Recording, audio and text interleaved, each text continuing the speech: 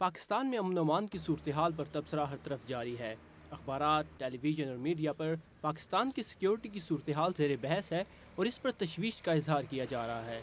इस सूरत हाल से न सिर्फ पाकिस्तान में अवाम परेशान हैं, बल्कि बैरून मुल्क बसने वाले पाकिस्तानी भी फिक्रमंद हैं।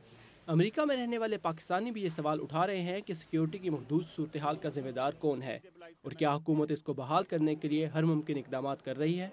ये कहाँ है सिक्योरिटी, किधर गई है, क्यों नहीं कंट्रोल हो रहा इनसे यार। मेरी समझ से बाहर है कि इतने मुल्क को कंट्रोल करे, सिक्योरिटी का मतलब ये इंतज़ाम नहीं संभाल सकते यार।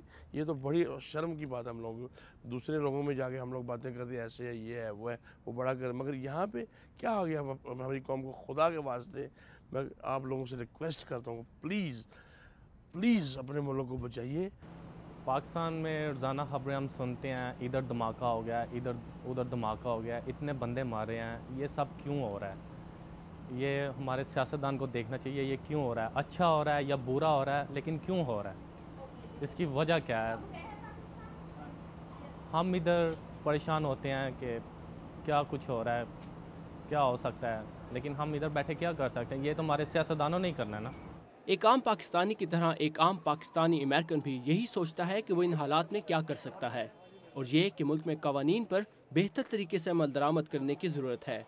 मेरे ख्याल में जो ऑपरेशन इस वक्त गवर्नमेंट कर रही है, this should have been long started, क्योंकि कोई भी ऑर्गेनाइजेशन या लोग जो थ्रेट करें रियासत को, उनको पहले ही ख़त्म कर देना चाहिए। और मैं तो इस हक़ में हूँ कि ये ऑपरेशन होने चाहिए and they shouldn't be reluctant कि लोग जो हैं वो जल्दी वापस जाएं अपने घरों को या कुछ। They should finish it one for all. और दूसरा ये कि कॉन्स्टिट्यूशन के अंदर जो अमेंडमेंट्स थी मालाकंड के हवाले से और दूसरे जो उस इलाके के हैं जहाँ पे उनको आज़ाद किया गया था और उनके जो ऑटोनॉमी रखी गई थी, I think that should be changed also, क्योंकि एक लॉ होना चाहिए पूरे मुल्क के अंदर।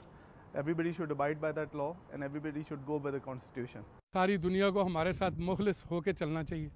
अगर दूसरी दुनिया को भी हमसे ये चाहते हैं कि अमन हो जाए, दूसरी दुनिया में भी, अमेरिका हुसूसन यूरोप, इनमें भी अमन हो जाए, तो इनको चाहिए कि हमारी खुलूस दिल से हेल्प करें।